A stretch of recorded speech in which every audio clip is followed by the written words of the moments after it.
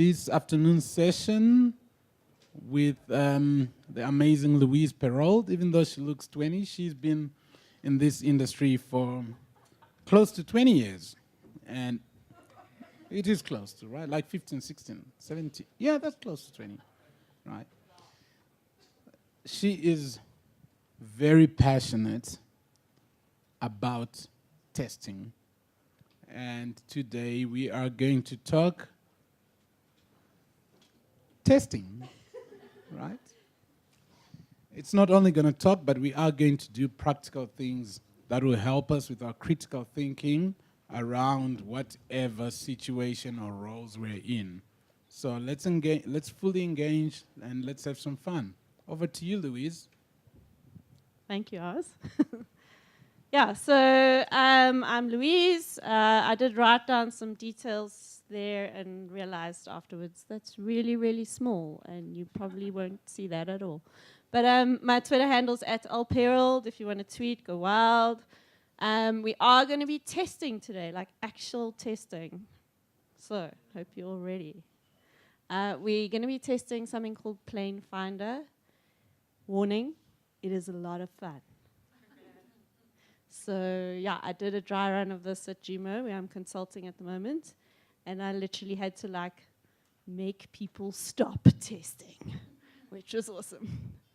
I have been testing, as I said, for like a really long time. I am a career tester. It is my passion.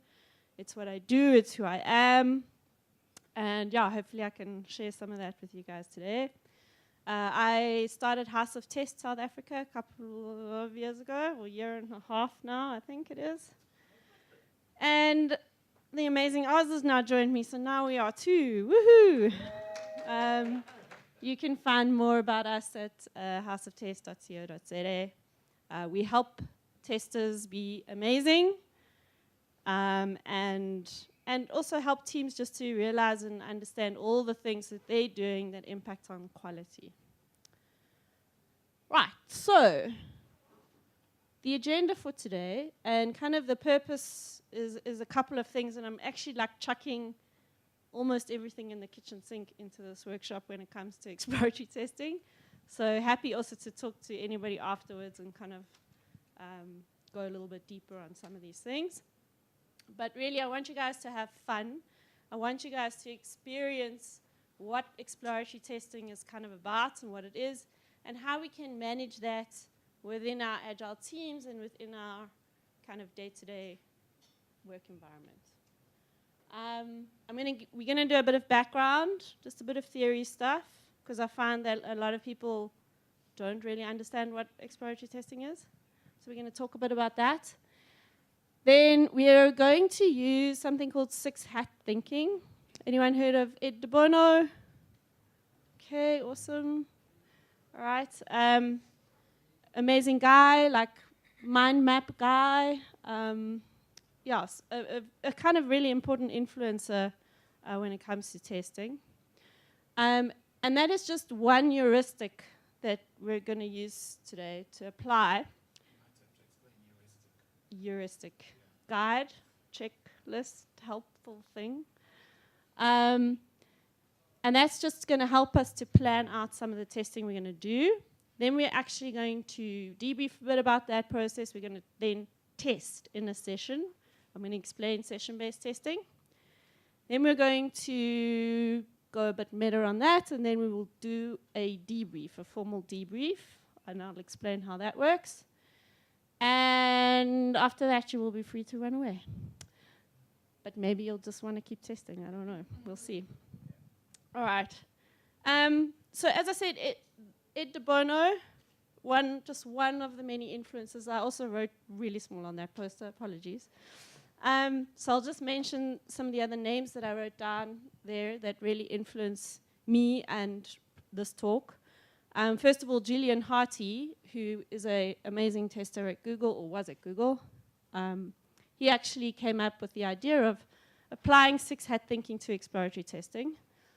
And that's something I learned about from a conference that he was at, CAST, back in a long time ago. People like Michael Bolton, James Bach, John Bach, if you are testers, if you're testing, how many testers are in the room? Okay. These are the people these are the people you need to read and know. And they have the most amazing body of work that really influences me and I feel the community at large. Okay, Kem Kainer as well, Jerry Weinberg, he's the man. Rikard Edgren, who's a Swedish tester that I'm going to use one of his metaphors to talk about some stuff today. So those are just some of the people that have influenced this talk. I want to just acknowledge them. Right, let's get into it. Okay, so first of all, what is quality? No pressure. No.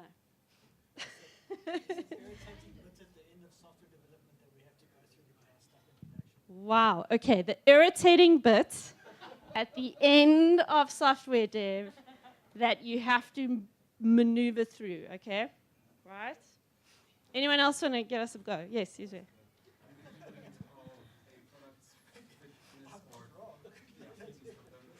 Fitness for purpose, okay. Fitness for purpose. That's a good one. Anyone else? It's that irritating bit at the end of software development that you always rush to get out. Okay, the part that gets rushed. Okay? The irritating part. Yes? It's a process of validation and verification of what the requirements are. Okay. A validation verification against requirements. Anyone else?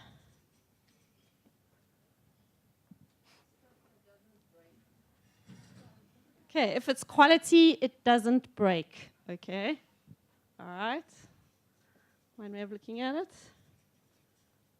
Whoops. It's a mindset. Phew, deeper.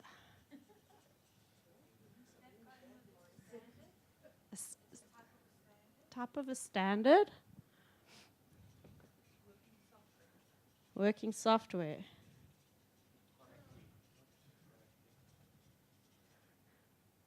Yes. Quality often sometimes just a bit too expensive. Too expensive. Just too expensive. Oh, one more. Yeah, at the back. It's debatable. Beautiful. Okay. Exactly. You've given me exactly the right. Well done. 10 points. Quality. So I like the Jerry Weinberg definition of quality. Quality is value to someone who matters. That's the trick and the interesting and the hard part about testing. Okay. Why? Well, because we have a lot of different people who matter when it comes to our software. If you think about the marketing guy versus the operations manager or the production support guy, those two people and their teams have a very different perspective about what quality means. Okay, somebody who wants to get software out the door because they're going to lose business if they don't, versus someone that has to continually support that, and wake up at 3 in the morning. Their ideas about quality differ. What's important to them differs. So step 1 of our testing kind of journey is to figure out who matters and what do they care about. What is important to them? Okay. Right. Next hard question. Woo. What is testing? Help. Help, assistant, help. It's not quality. It wasn't.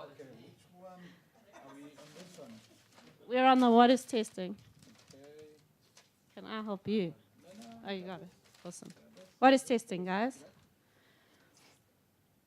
Break the system. That what you were going to... Guys, we don't break the system. We notice where it's broken. It was already that way, right? Okay. Very important distinction. We're not evil menaces. Sometimes we may like, but really it's broken already. What is testing? Ensuring quality. Can we, as a tester, as a single person on a team, ensure quality?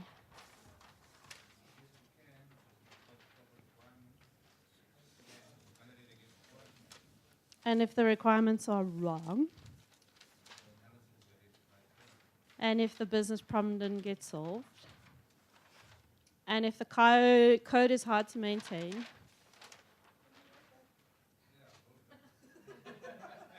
you put it in the backlog.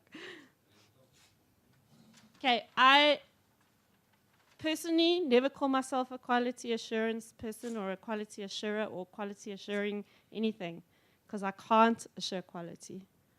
The team has to care about quality. We all have to care about it. Like, I cannot be there with my little rubber stamp going, yes, cha-ching, this is quality. I don't have that power, yeah?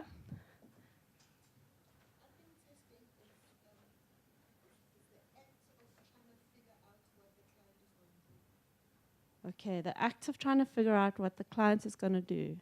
Okay, putting yourself in a user's shoes, interacting with the application. Okay, but when we do that, right, what are we doing? So we interact, though, and we find things, we see things, we observe things. And, sorry? We treasure hunt. And at the end of that, we give people feedback. Testing is feedback, guys.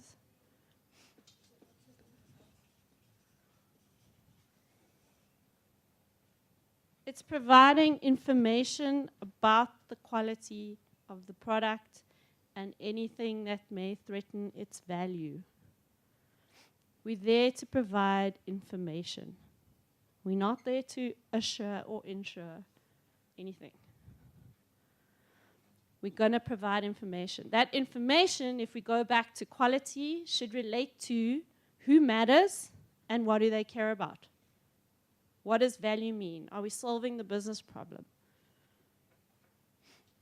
Okay. So, given that testing is feedback, now I need the exploratory testing one.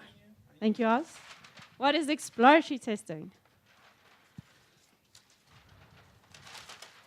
Anyone want to hazard a guess? Not prescribed. Going outside the boundaries.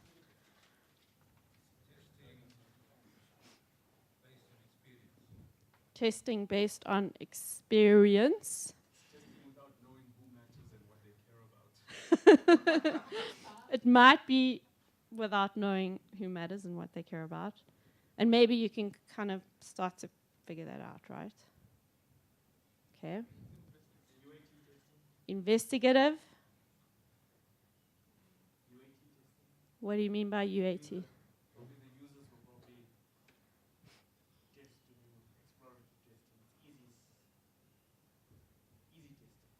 Easy testing.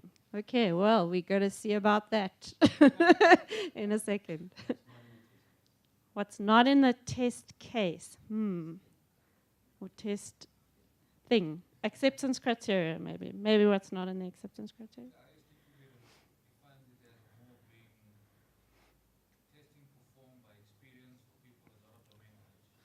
See, now you're going to get me on my soapbox. The ISTQB definition of exploratory testing is incorrect. Okay, I'm off my soapbox now. Okay. Exploratory testing is an approach. It is not a technique. It is not something that you do at the end of the other testing. It's not something that you are busy bashing a keyboard to perform. I've heard that one as well. Exploratory. Well, exactly, right? Okay. It's a thoughtful process where we are simultaneously learning, designing our tests, so coming up with new ideas for testing, and actually executing those tests. So who's played 20 questions? 20 questions? Anyone? Yeah, the game where you like have something in your head and then someone asks you some questions and you kind of can answer yes or no, but that's about it, right? So what happens in 20 questions? Well, you kind of start up very broad and then you try and narrow it down. Okay, you start out broad, you narrow it down, but you're basing your next question Based on response of the on the response of the previous question. Okay, so every single time we are interacting with the software, we observe things, and that prompts the next thing that we're going to look at, right? So we're continually kind of refining what we're doing based on what we're seeing. This might be interesting. Ooh, maybe that's weird. Is that a problem? In exploratory testing, we are looking for problems. We are biasing ourselves to find problems. So in the back of my head, I'm like, I know there are problems here. We just have to find them. And I'm going to go and learn more. And every time I learn something, figure out what my next test is going to be. But I don't do that completely blindly. Okay, I have a plan. I have a plan. So exploratory testing is not just, oh, let me go do some exploratory now. Okay? It is an approach. It's a thoughtful approach. So we come up with a plan. Right. The plan. I need the potato. Thank you. This year, when Oz gets it up. Has anyone ever heard of this?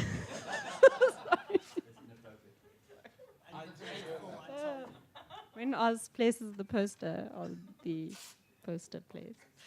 Has anyone heard of the testing potato? I say it like that because it's invented by my Swedish friend Rickard Edgren, who says potato like that. So the testing potato is just a way for us to think about what it is we want to do. Because if you think about it, we can't test everything. It's impossible. Does anyone want to debate me on this? Sorry? Okay, we can't test exhaustively. It's not just impractical, it's impossible. There is an infinite number of things for us to cover if we are even just looking at like two numbers multiplied by each other to give an answer. Okay, there's so many things that we could be testing. So we need to think carefully about what it is we're going to spend our time on. We also may have a set of requirements, right? Some of those requirements we might have defined acceptance criteria for. We may already have some unit tests in place for. They may not be things that we still need to cover with our testing. So we need to find the testing potato. How do we find the testing potato? We use heuristics. We use guides. We talk to people. We figure out what is important to cover.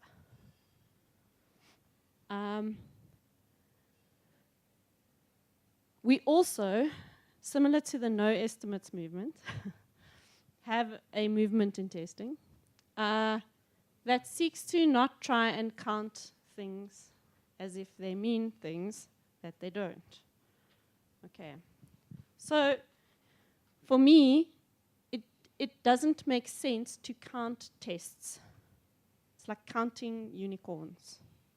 One test does not equal another test. And if you think about what happens in exploratory testing, where you're continually learning about the application and doing different things, like how does one count that? It isn't something we can count.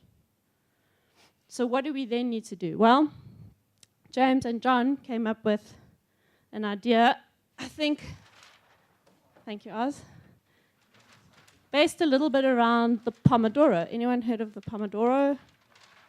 Okay. So basically the idea behind the Pomodoro was we can't really concentrate for longer than, well, people vary, right? So some people it's like 40 minutes, some people might be able to do it for an hour. But there's a certain there's an amount of time for which we can fully engage with something and focus. And they called that the Pomodoro, based on those little timers that, those like tomato timers that you used to have on your, the Italian tomato. And they said, well, let's look at everything that we need to test and figure out how much time realistically we have in a day and how many sessions or Pomodoros we may be able to then break our day up into. And then let's just focus for those sessions on the things that are important. So we'll take our potato, which may change, and we will focus on things that are important every day and decide, okay, what are we going to Pomodoro on, basically, today? And that really is session-based testing. And there is a lot more to it, but that's what we're going to do today. Okay, so the next one is our 6 hats. So you can pick the green. Yeah, that one is great. Thank you. So one way for us to then kind of brainstorm and think about how we're going to plan out this session is to use something like 6 hat thinking. In 6 hat thinking, you have 6 hats. Each hat is kind of a different lens or a different way that you can look at the system. And it's going to help us to just think about different things when we're planning out our sessions. So first we have a green hat. Not necessarily first. The first one I'm going to talk about. The green hat is your new, fresh, shiny, awesome idea. Creativity. Going wild. There is no stupid idea. So you want to think big, think crazy, think expansively, think laterally. That's our green hat. Our blue hat is kind of like the sky or the overall, let's think about this from a meta point of view. Let's think about our thinking. What are we learning? What might our next steps be? That's our blue hat. Gives us control and direction. So kind of just focusing in a little bit, but also keeping a view of the whole thing. The red hat is our gut feelings, our senses, our emotions. Emotions, super important in testing. It's really important to understand what's going on when you're testing something and you're feeling this thing. What's that about? Or woo, this is awesome. Yay. Okay, we've got to step outside and actually figure out, well, what do those mean? Why am I having that feeling? What is that feeling? Then we have the yellow hat. I was just taking lots of notes. All right. Our yellow hat is our sunny days, most awesomeness, happy scenarios, best possible outcome. Hard as a tester to think of these ones sometimes. So this is our most testers in the room. This will be your challenging hat. Sunny day scenarios. Black hat, much easier for us testers. What are the big risks? What are the big problems, potential problems? What are the risks and the issues that we can foresee? What might the impact of those things be? The business impact, the people impact. And then our white hat is about facts, information, beliefs. What do we know? What do we still need to know? What questions do we still have? That's our white hat. Right. Everyone got the hats? Any questions? Not physically, but emotionally and through imagination, you will have hats. Okay, what you're going to do, for those that haven't downloaded it, Plane Finder Lite, you don't need the paid for one. If you have a laptop and you want to use it, you can also just go into the browser version. This is an app. The context is you have been hired as a team of assassin testers, what I call assassin testers. Okay, what that means is you get very, very little other information, i.e. nothing. Okay, and your job now is to come up with a plan, because you're going to get a 20-minute session where you're going to need to test and provide information. And what I'd like you guys to do is to use the 6 hats to help you to come up with a plan. So we're going to do a bit of planning. Then we're just going to talk a bit about how that went. Then we're going to do some testing. Then we're going to debrief. Make sense? Okay, everyone all right? You can work in pairs or threes or by yourself. If you need more paper, just shout. There's paper. I'd like you to write down that plan. Okay, so write down some things, some hypotheses, some ideas that you want to prove or disprove, some things that you want to cover. All right. Good. 1, 2, 3, go. I stop you, I'm sorry.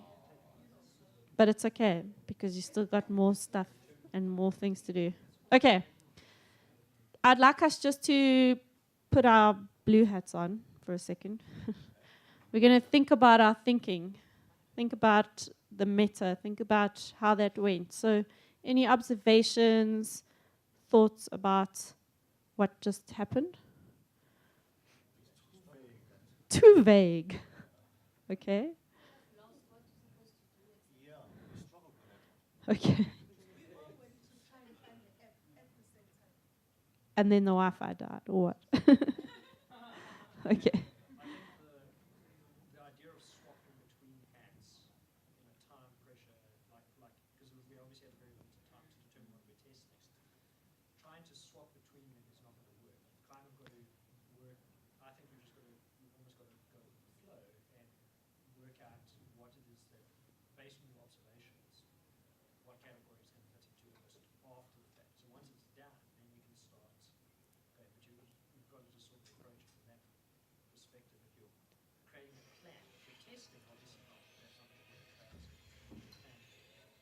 Okay, so so planning under pressure is hard. I just put you guys under lots of pressure. Yeah. The idea behind the hats, though, is just for us to try and consider a bunch of different alternatives or different frames or different ways of looking at things, so that we don't get too focused in on just happy day or just dark scenarios or just etc. Any other thoughts? Did anyone come up with any test ideas? Like, there's a bunch, right? You guys have got, like, with zero information, nothing. I gave you nothing. I gave you a URL and an app to download. Okay? And I think if I go around and look, there's pieces of paper with writing on them of things. Tonight's supper idea. Is that what it is? No, there's test ideas, right? So from not having any ideas, you guys have got a bunch of ideas. So I think that's pretty awesome. Yes, Carl?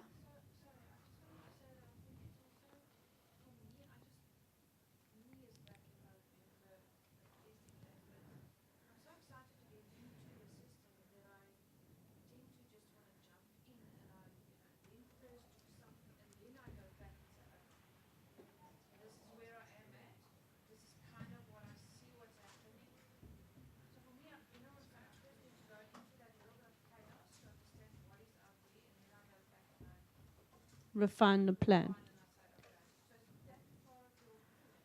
Yes, absolutely. That could be part of the blue hat, just like stepping back and going, okay, if I'm looking from the overview, what do I actually want to achieve now?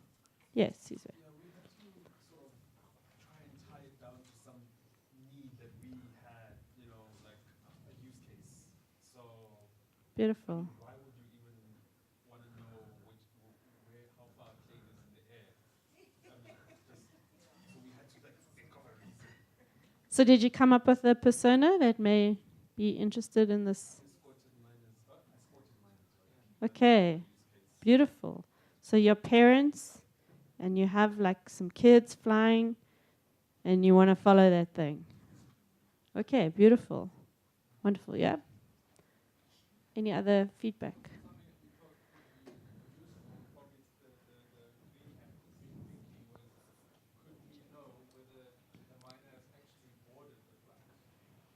Okay, yeah. So that might be something to figure out, right? Okay, does it help with that? Okay, so what we're going to do now is I'd like you guys just to take one thing from your list of ideas. Okay, so think about what is something that we're really interested now in exploring. We want to go deeper on that thing. So for you guys, it might be you already have like a persona now that you want to kind of go deeper on. Okay, you guys might have, I don't know, does somebody else have an idea of something they're interested in that was like curious? Can we find top secret military planes? Okay, beautiful. Yes, Cara? Historical delays on particular flights. Okay, beautiful. Someone else got something?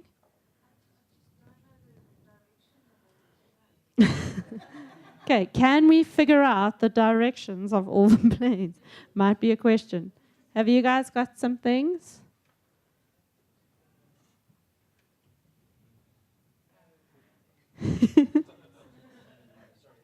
Yeah.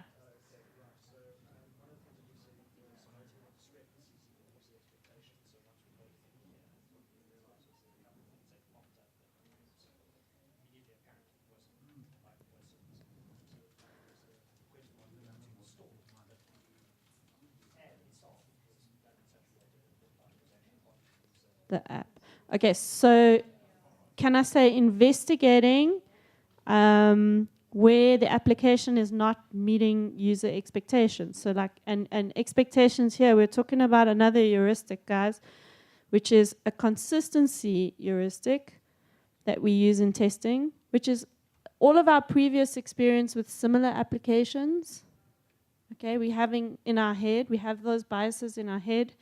And now we're going to look at the product and go, okay, is it consistent with the expectations of what we believe this function to do? Okay, great. Okay, so there might be other consistency heuristics you also want to go deeper on. Like, is it consistent within itself? Is it consistent over time? Is it consistent? There's a bunch of things, yeah?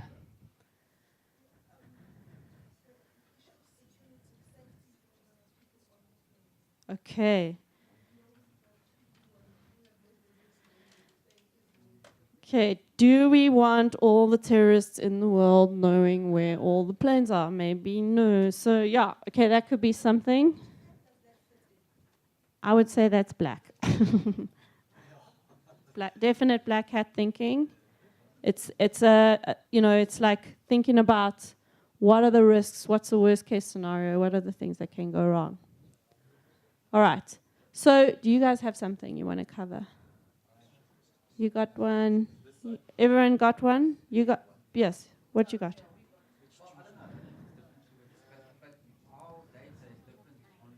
Okay, so consistency across devices. That could be one to investigate. Okay. What I want you guys to do now, you're going to pick something. We are going to do a session. We're going to explore. We're going to take notes. Okay? Really important part of exploratory testing. You need to have be able to note down the things that you're observing and be able to give feedback about those things. Okay, so take notes, make sure that you are able to remember and explain what it is that you saw and found. Okay. Right. Are you ready? Okay, and you might also want to just note as you're going through the session that maybe you're going to use the hats again. It could come up. Okay.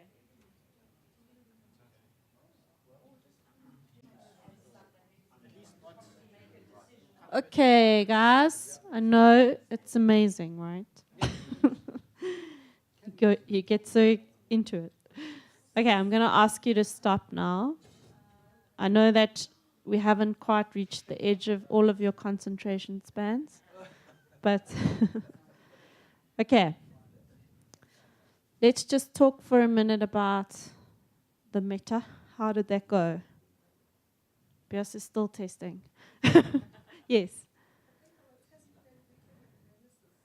Your test plan became an analysis. Okay. That can sometimes happen because as good as plans are, like the minute that you get into stuff and you start learning stuff, the plans change. Okay, so that's a really important lesson for us as testers, I think, is that as much time, and sometimes we can spend like a lot of time planning, the minute that we start to interact with the application, like other stuff becomes more visible and more apparent and more of a problem. And we have to like focus in on that stuff. Yes, Joe. That's exactly what happened to us. Okay. We started somewhere and then we noticed that the data was different across all three of our phones in terms of how many planes were in the air. And so we were like, well, that's something we need to test because that looks like quite a big problem. And then we started investigating stuff and we discovered a whole lot of new things about the app that we didn't know before and about planes, which was kind of fun and exciting. And, and then there were some things which are like, oh, we should probably investigate this more because we don't know what that means and whether it's a problem or not a problem. And and then there was other stuff where it's like, oh, that's just kind of interesting. And, So that there's like so many bunch of things that come from out of what Joe's saying. The one most important thing for me is that can you automate that? I had to go there, Oz.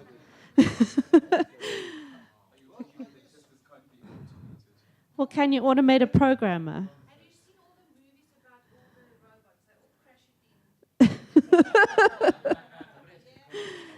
So the thing is, sometimes like things that surprise you and are awesome, okay, are often things that we only notice and actually figure out once we start interacting with an application.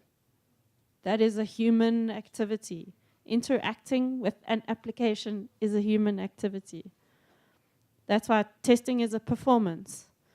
I don't like to speak about manual testing and automated testing because it doesn't really make sense. As much as you can't automate a programmer, you can't automate a tester. Okay, yes. So why are they raving about automation? Exactly. That's a year with Agile. You can't automate. You can't go Agile. They are.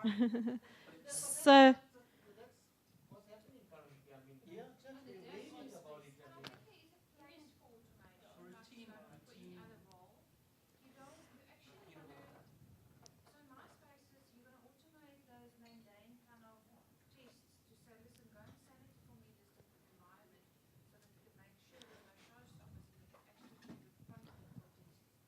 So there's lots of, I mean, I can, please, like, grab me in the corridor and I'll stand on my soapbox again and we can talk automation. So I don't want to digress too far into it, but beyond just to say that, like, for me, testing is a performance. It's a human activity. You have aspects of testing that are checking, that have binary outcomes that you can code. but that is a subset of everything that testing is. So there's confirming something, which you can say yes or no, it did or it didn't. Okay, that you can potentially automate. Maybe it's too expensive to do that and not worth it, and then don't. But solve a problem, right? And it's also a question of what do you automate? The computer doesn't know that. Exactly. Even in automating. So even in Josh and I's workshop from yesterday, where we were exploring specification, that's a human activity. You can't, like, someone's got to tell that thing what to look for. Like, that person is a person. Yeah.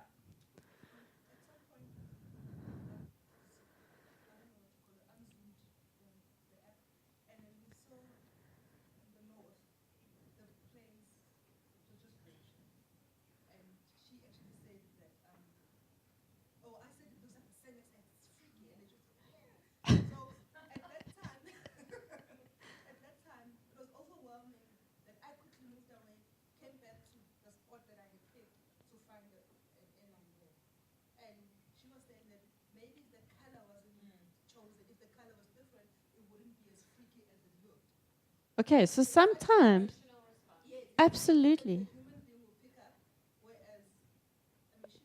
Well, that's like, well, are you going to say, like, you know, like, Mr. Computer, please check that the thing doesn't look freakish?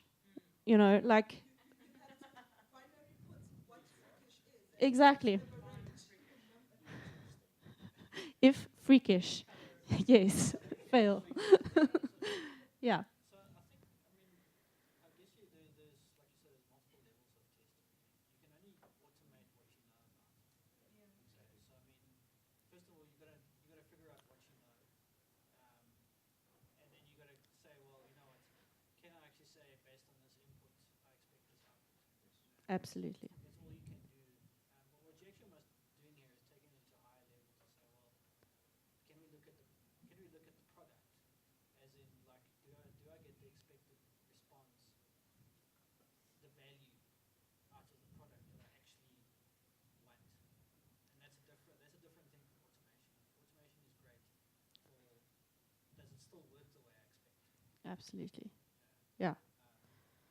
Do we know enough? Do we have enough information to say if I put this in, I'm going to expect to get this out? Absolutely. So what we're wanting to try and do with, and especially with exploratory testing, is that if you want your exploratory testing to truly be valuable, right, you kind of want to know that there are some basic things that have already been covered or tested to a degree, like, so that then when I come as a tester with an awesome testing hat looking for problems, and with all my biases that I come along with, I'm going to be able to explore and really interact with the application and find important things, versus, oh wait, I can't work because I can't log on or do basic stuff.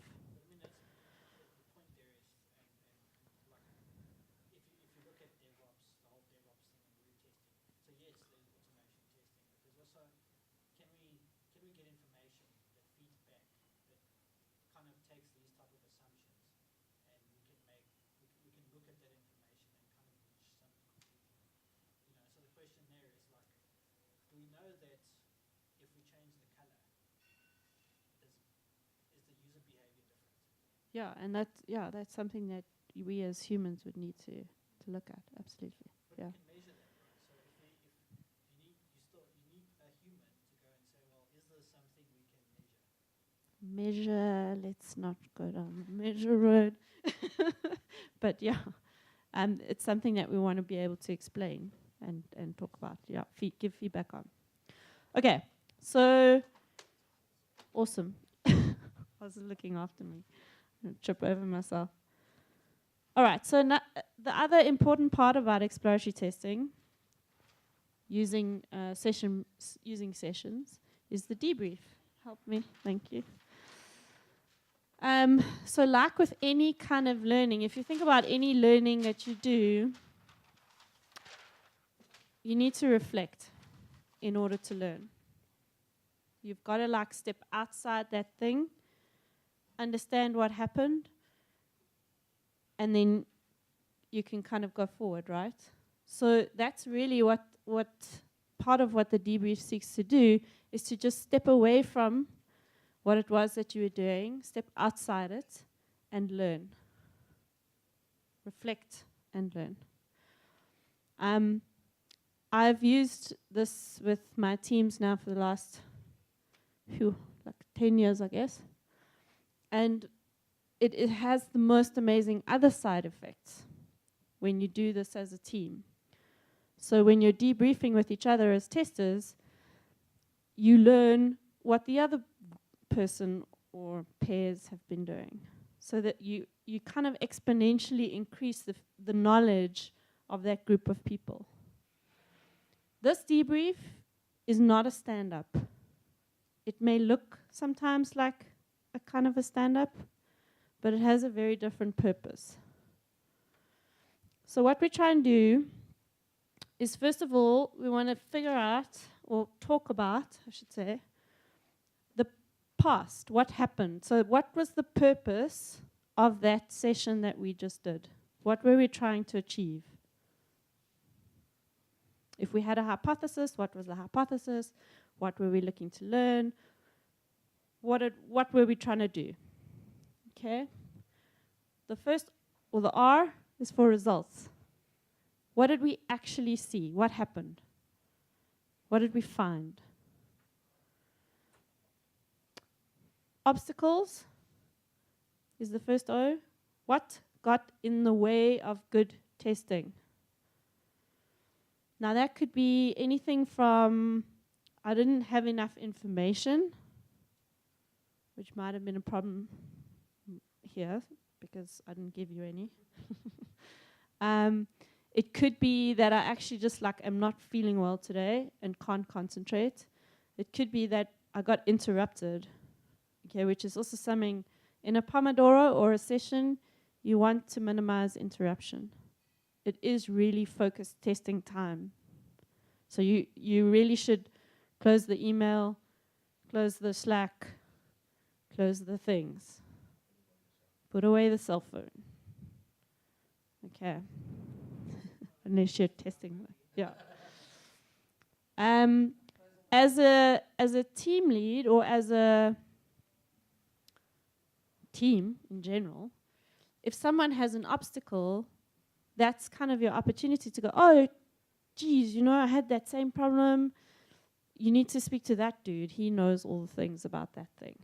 Or, oh, okay, I actually had that same issue and I did this and then it resolved itself. Or, so it's really a way to just get rid of those. The second O is outlook. So based on what I wanted to do, what happened, what got in my way, what am I going to do next? And again, if I'm leading a team or we have a specific set of priorities, it's an opportunity to redirect things. It's an opportunity to figure out, well, what's the next most important thing for us to actually be providing information about? And you can maybe then combine the learnings that everybody had in order to figure out, okay, well, what are the things we next want to do as a team?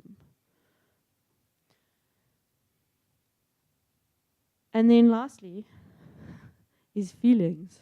Feelings.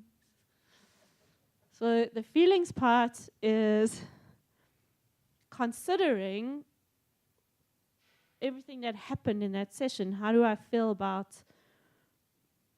that? Do I feel like that was a valuable testing session, that we got enough information?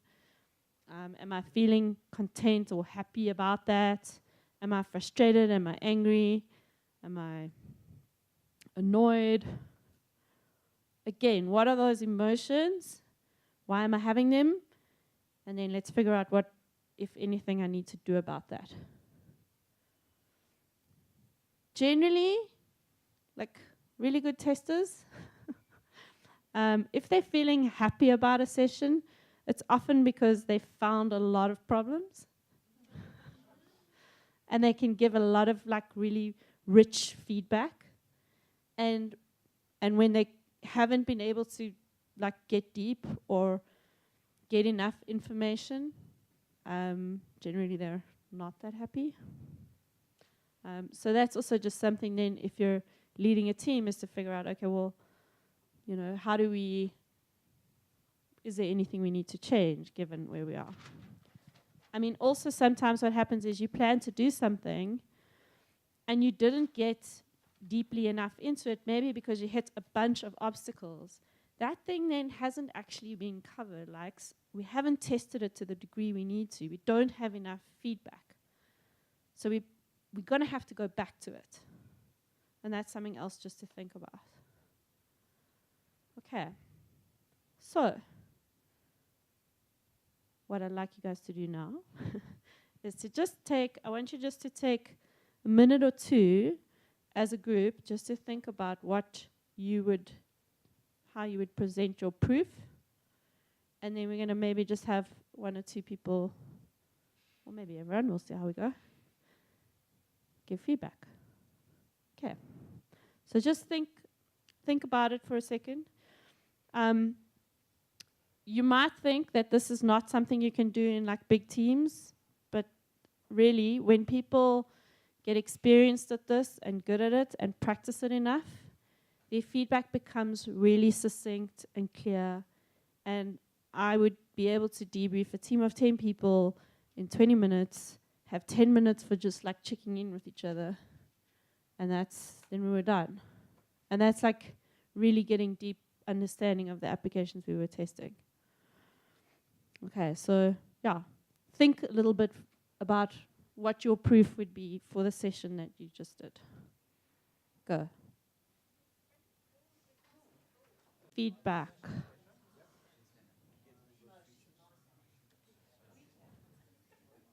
Big Mouth Joe. Do you want to go? Let's let someone else talk.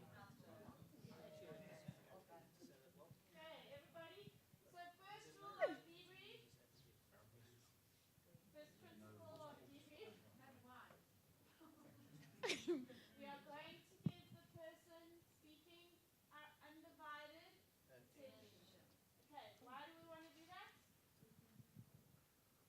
So we can learn, so that person feels appreciated and listened to and heard, and so that they then do the same damn thing for you. Cool. Okay. Our purpose, it was to be able to filter the flight, so we were not able to do that. Then the result, it was limited features, and it was not user-friendly. We are not even motivated to buy the app. Then the obstacles, we didn't have the full access to the app. Then the Outlook, yeah, is it Outlook? Yeah, Outlook, we must get the budget. Okay, and the real deal. Then the app feelings, we feel frustrated, used, time wasted.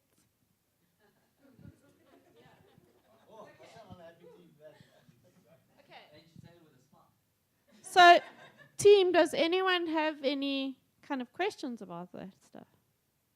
So filtering would be, like, my question would be, in order to test the filters, what did you guys try and see? Because what we don't want to do in a debrief is say to anyone, and especially not a developer, it doesn't work.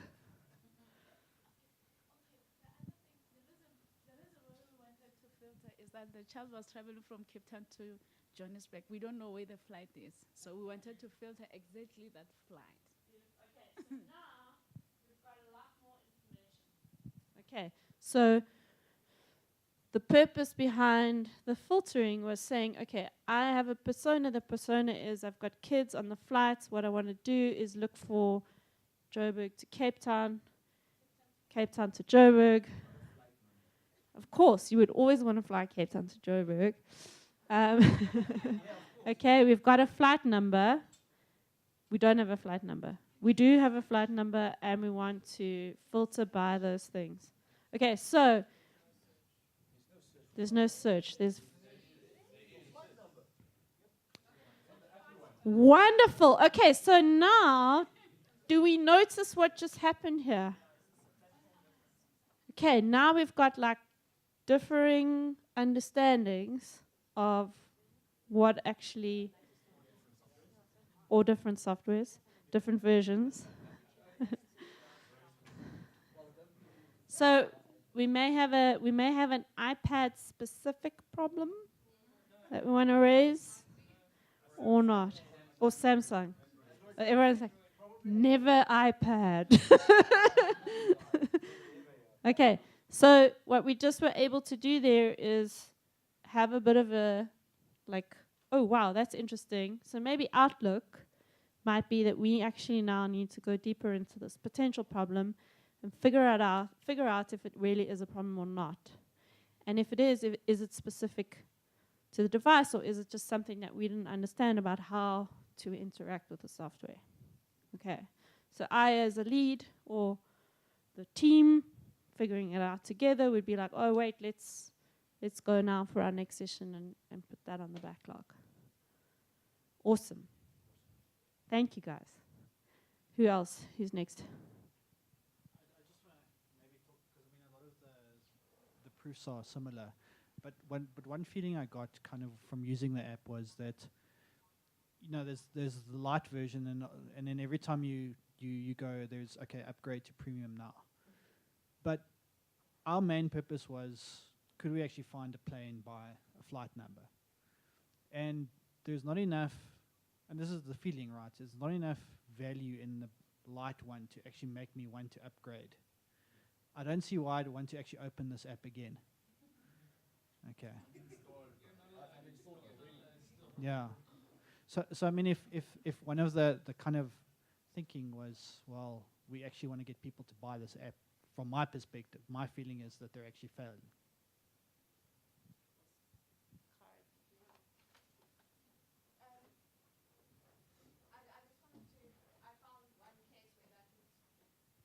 When your flight is delayed, it's usually because an incoming flight hasn't landed yet.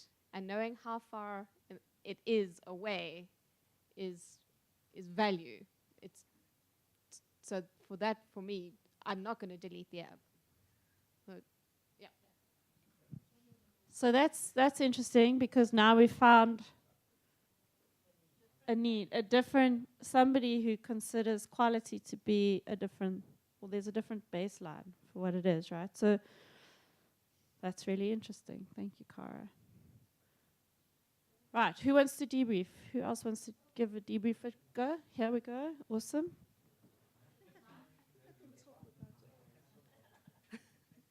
Okay, our purpose was to create a test plan, which didn't happen. Our result, we spent time debating because of our emotional response. The red flight. Our obstacles, we were very emotional. And we lacked knowledge. We just didn't have stuff. Our outlook, we are ready to create a test plan now, going forward. We didn't get to feelings. Well, except that they dominated the conversation. They were all the time. Okay, so what's interesting there might be like, we got into some rabbit holes potentially. Okay. And this can happen, and it can happen even when you have the greatest plan known to mankind, because you'll be testing something and something really weird goes on, or you start to get a hunch for something, and then you're like, and you're down that rabbit hole. But guess what? The most time we're ever going to spend down the rabbit hole is a session. So it's not the end of the world. So even if we spend 20 minutes being stuck or 40 minutes being stuck, which I try not to do, I have another heuristic that we use, which is the 5-minute rule. Like if I'm not feeling like I'm getting somewhere in 5 minutes because I don't know, then I'm like, let me just stop. Okay. The other heuristic is don't test a dead horse. So if you go into the application and it's just really not doing anything that you need it to do or expect it to do, get out. Yeah. Okay, so you do need to have some stopping heuristics, but really the worst that can happen is you go 40 minutes and then you like come out of it, you learn from the rest of the team, you figure out some new stuff, and then you have a plan for going forward. So awesome. Good. Right. I think we're kind of near the end, and I want to just save. So, any other questions? Yes, or comments? Anything? Yeah, go for it.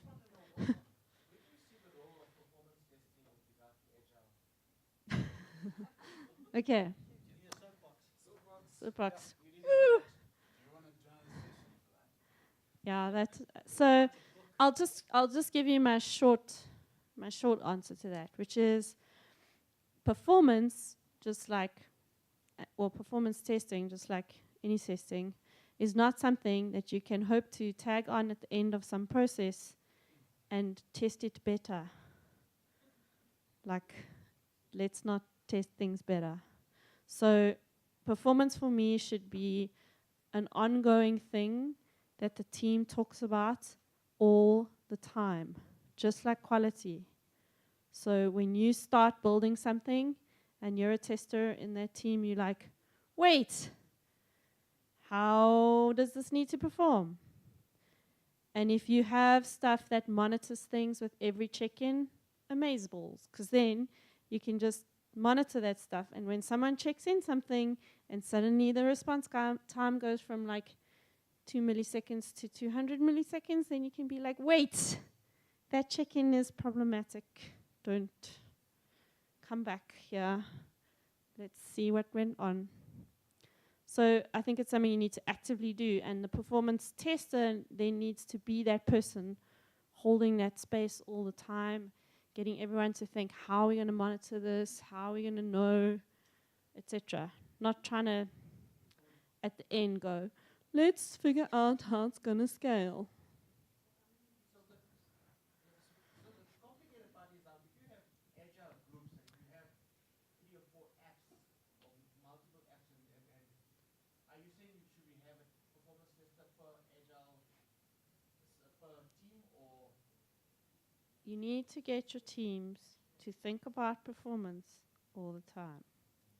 So it might be that you have somebody that holds the space for performance across multiple teams, but that continues to be that little voice of conscience on the shoulder going, yo guys, this thing, you know, and helping them just to think about it.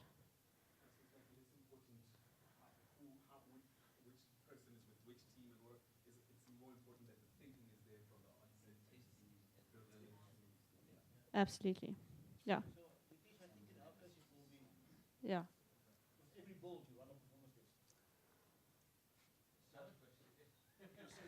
that's basically what it's going to boil down to in our case. Well, that you're just monitoring with every check-in, with every build, you're monitoring all the time. Yeah. So just on that point, just sort of practical thing. So, I mean, it's really hard to actually get a performance test if you don't know what you don't know. So, like, you know, how many, you can sort of like guess, okay, how many users versus thing. And so what we normally do is when we run a performance test in our pipeline, we actually actively check if it's slower than it was. Okay, and kind of raise a red flag. And then, okay, guys, why suddenly are these things running slower? Is there, we just add more functionality, or is it a valid reason, or did somebody do something stupid? That type of stuff. If you're hoping to simulate real life, like, good luck with that. Yeah. Good. Do you see session-based exploratory testing as, I know you said testing provided the mean the feedback, but in certain areas or certain companies, we provide sign-off to say either you go ahead or not. So we put our stamp of approval. I'm sorry about that. Yeah. So do you see session-based or exploratory testing as just one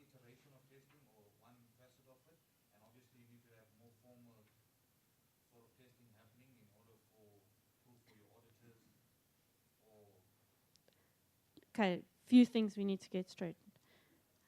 Number one, exploratory testing does not mean that there is no evidence of your testing.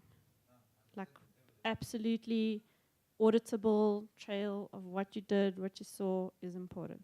Like, that goes for any approach to testing. You need to know kind of what you did. And maybe sometimes you're doing it in an environment where that you don't need all that documentation and you just throw it away at the end of the day, but you still need to have it for yourself because you've got to like be able to give feedback. So I don't believe that testers should be signing things off. I think that's crazy. Like you can't be the gatekeeper to production. We don't, as testers, know everything we need to know about the bigger business needs and everything else that is going on for us to be able to make that call. Like the team has to be happy. The whole team should be happy and confident that when they put this code and they push that code, it's good. And they've done everything in their responsibility as a team to make sure. But I would give my feedback to say, you know, in the stand-up, I will say, okay, these are the outcomes that's standing. This is what we need to touch on. We can't go until this is fixed, but this is where. So I don't think you should be making that call, personally. I think that that's a team decision. Ends up with a project office, whether we gonna put this live or not.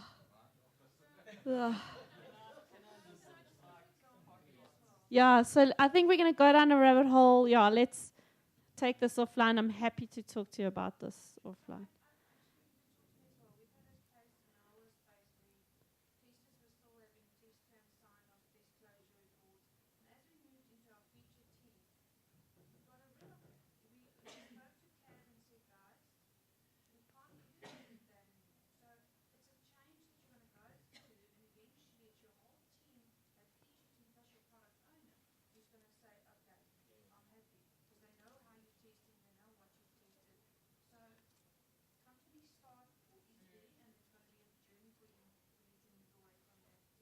Yeah.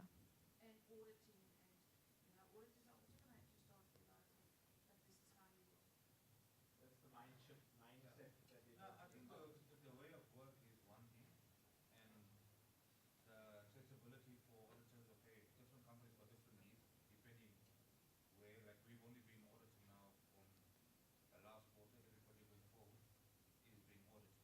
But there's reasons behind it. Yeah, like I can get on my soapbox about auditing as well. So, yeah. Yeah. Any more questions? Last question, yeah. Just out of curiosity, I mean, could you use this technique for something like your kind of the product cycle? So if you've got, you've got your orientate, act, reorientate, the whole cycle.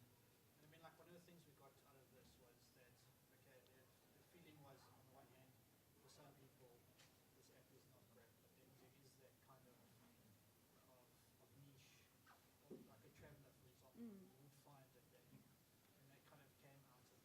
So I mean, you could actually use that information going back into the product cycle and say, how do we actually maybe refocus the product, or how do we, do we maybe aim it at travelers or something like that? I mean, do you actually use that in those type of things? Absolutely, yeah. That's what we're trying to do. We're trying to provide feedback about the quality of the product. Anything that threatens its value as well as anything that we think, would be awesome. But I mean, has it actually been used that you're aware of? So I mean, I've done quite a bit of remote testing for clients where they actually want me to just kind of come in with completely fresh eyes. They don't give me a lot of background, and I will definitely give them feedback of like, this is awesome. This is I don't understand how to get it to work, that kind of stuff. They then take that feedback back into the stuff that they're building. Like a debrief thing and consolidate it. So basically what you want is all the opinions. Absolutely. So in that case, it was just me giving the complete external feedback. They had their own internal stuff. But yeah, I mean, you could have UX sessions with actual customers and users that you could feed back into the process. It is slightly a different thing, though, than just the Would you do this normal with testing. non-testers? So like you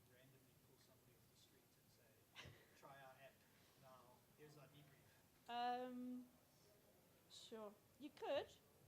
It depends what you. Yeah, it depends what you're aiming for. Yeah, if you're wanting to actually like test something and get good, you know, like deep, good feedback about stuff, then I would say like hire a professional tester and have them bring all their experience and craftsmanship to the party. Okay. Guys, thank you very, very, very much. Thank you for your participation.